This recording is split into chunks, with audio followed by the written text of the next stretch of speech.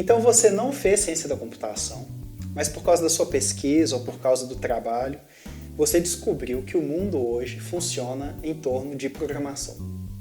Então você quer levar o seu trabalho para um outro nível, você quer desenvolver os seus modelos e a sua teoria de forma a apresentar código que vai fazer com que o seu chefe ou o seu orientador te leve mais a sério. Se essa é a sua situação, você veio ao lugar certo. É aqui mesmo. Vem comigo.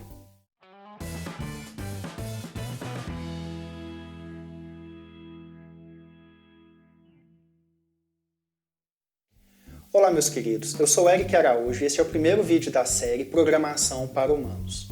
Se você é das ciências sociais, humanas, biologia, física, química, matemática e você desenvolve modelos teóricos para poder tentar explicar a realidade, mas agora precisa de transferir esse conhecimento para uma linguagem de programação, de forma a simular e repetir os seus experimentos do campo teórico num campo mais computacional, este curso é para você. O que veremos aqui é a criação de modelos computacionais usando a estratégia da modelagem baseada em agentes. Nessa estratégia, nós vamos representar fatores do mundo real de vários campos do conhecimento por meio de linguagem computacional, ou mais comumente conhecido como programa. Antes de programar, nós precisamos entender o que é a modelagem baseada em agentes, ou Agent Based Models, ABM, do inglês. Essa técnica de modelagem ela é muito utilizada dentro das ciências sociais porque é natural para as ciências sociais utilizar a abordagem que a gente vai utilizar aqui. Como que é essa abordagem? As ciências sociais estudam os indivíduos dentro de uma sociedade, como eles interagem entre si, como que essa interação entre eles e o ambiente vai repercutir, resultando em eventos emergentes que previamente não foram esperados. A modelagem baseada em agentes vem sendo há muito tempo utilizada dentro das ciências sociais. Em ciências sociais, os principais objetos de estudo são as pessoas, as suas interações, as comunicações entre elas e o ambiente, e como que isso reflete na sociedade. Por isso, a escolha da modelagem baseada em agentes para esse tipo de trabalho é muito natural. Modelar pessoas como indivíduos autônomos é muito importante para que a gente consiga entender sistemas e sociedades. A modelagem do indivíduo, ao invés da modelagem da sociedade como um todo, reduz a complexidade do trabalho de modelagem e faz com que o código produzido possa ser feito de maneira mais natural. Os agentes do nosso modelo podem ser individuais ou entidades coletivas. Se esses agentes forem entidades coletivas, elas podem ser isoladas ou podem estar conectadas com outras entidades coletivas. Os agentes simplificam a nossa modelagem e é a partir deles que nós vamos entender como que os fenômenos emergem de um nível micro para um nível macro. Em outras palavras, a modelagem baseada em agentes é utilizada para modelar o mundo real, partindo das coisas simples para as coisas mais complexas. Em outras palavras, a modelagem baseada em agentes é usada para representar o mundo real a partir das suas partes menores e mais simples. É aquela ideia de que o todo é muito mais do que a soma das suas partes. Então vamos lá.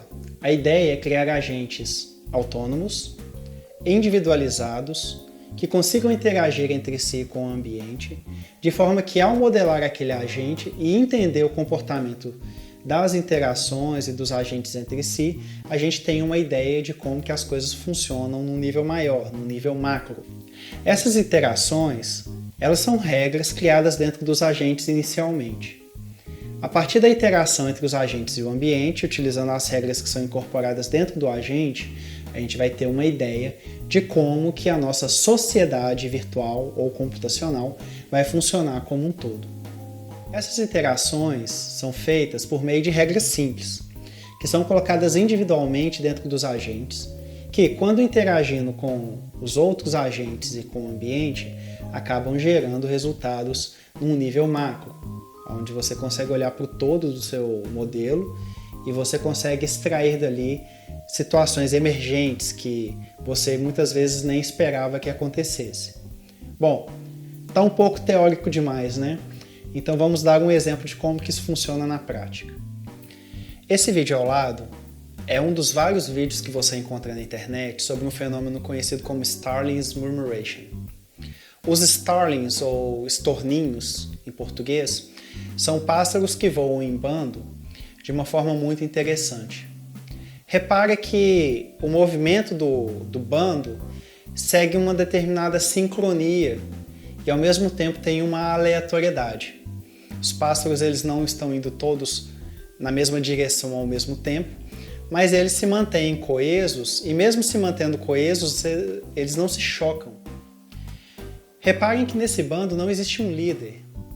E da mesma forma, os passarinhos eles não têm condições de saber para onde todos os outros pássaros do bando estão indo. E ainda assim eles não se chocam, o que é algo impressionante.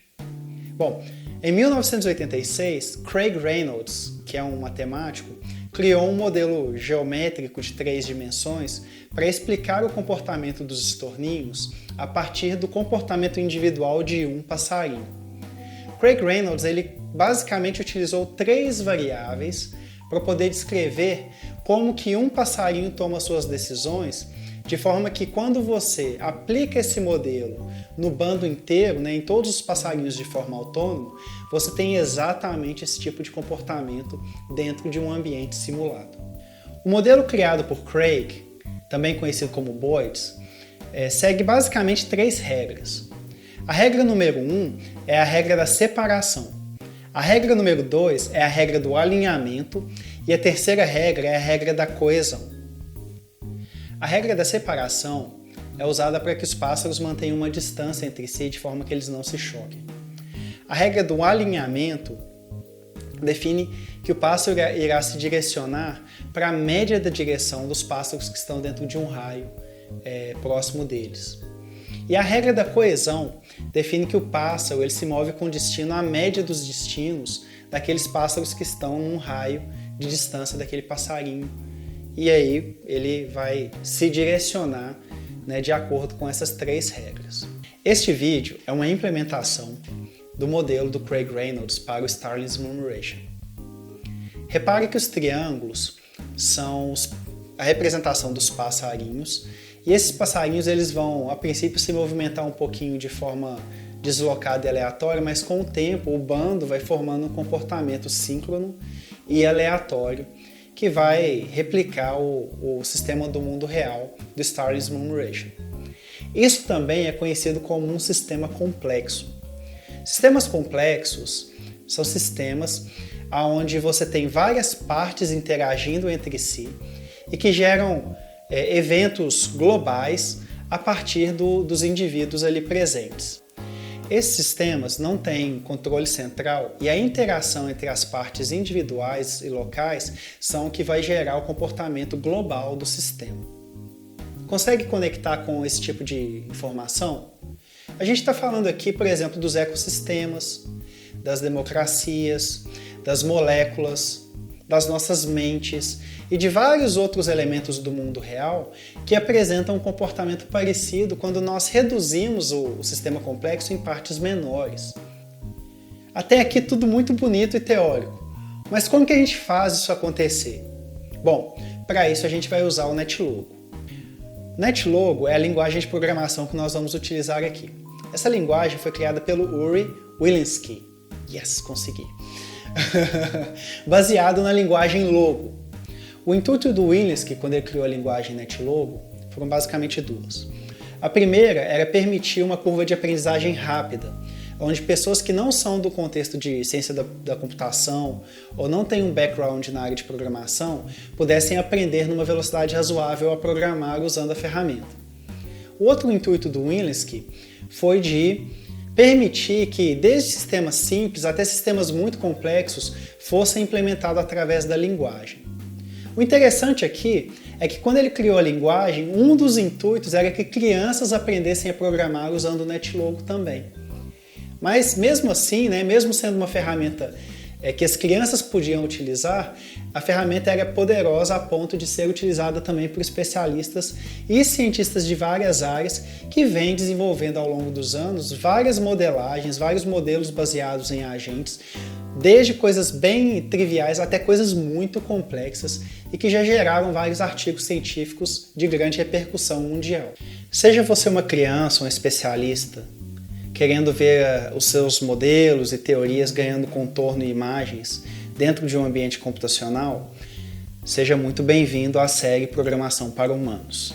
Aqui iremos aprender passo a passo como dominar o NetLogo e como desenvolver os modelos dentro do seu campo de conhecimento em um ambiente computacional. Deixe para a gente aqui nos comentários a informação de qual é a sua área de conhecimento e de onde surgiu o seu interesse de aprender a programar.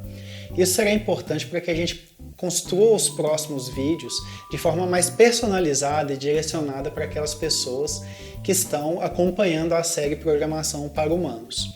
Caso você queira receber as notificações dos próximos vídeos, se inscreva no canal, acione o sino que vai provavelmente enviar para o seu e-mail uma informação quando um novo vídeo da série for disponibilizado aqui neste canal. Bom, eu espero que a gente se divirta muito durante essa série de programação e fiquem à vontade para interagir por meio dos comentários ou por meio do meu e-mail e vamos seguindo adiante e até o próximo vídeo.